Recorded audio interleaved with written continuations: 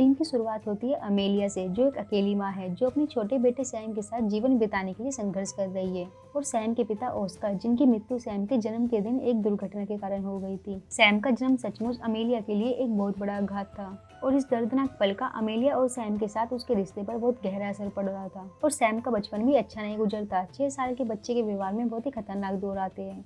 एक दिन सैम को मिस्टर बाबाडुक नाम की एक कहानी की किताब मिलती है। कहानी एक सूट और टोपी पहने हुए मानव जैसे चरित्र के बारे में बताती है, जो अपने पीड़ितों को तब परेशान करता है जब वे इसके बारे में जान जाते हैं। और उस किताब को पढ़कर सैम अंधेरे के डरावने अवतार को देखने का दावा करना शुरू कर देता है। पहले से ही परेशान माँ बेटों को देखकर और ज्यादा परेशान हो जाती है और फिर उसकी माँ अपने बच्चे से बाबाडुक किताब से छुटकारा पाने के लिए कोशिश करती है, लेकिन वो असफल रहती है। और जब किताब फाड़ने के बाद भी वो किताब बरामदे में उसके सामने वापस आ जाती है, फिर अमेलिया को भी बाबाडुक दिखाई देने लगता है और फिर वो राक्षस अमेलिया के कमरे की छत पर चढ़ जाता है और उस पर हमला कर देता है। और उस पल के बाद से ही अमेलिया बदल जाती है। वो सैम के प्रति कम प्यार दिखाने लगती है। अमेलिया में भी पागलपन और हिंसा के लक्षण दिखाई देने लगते हैं। वो चाकू से टेलीफोन लाइन काट देती है और वह अनजाने में उसी चाकू से सैम की जान को खतरे में डाल देती है। और जब बाबाडुक अमेलिया के मरे हुए पति के रूप में प्रकट होता है तो वो उसे पूरी तरह से अपने वश में कर लेता है। तो फिर वश में की गई अमेलिया उत्पात मचाने लगती है और वो कुत्ते को भी मार देती है।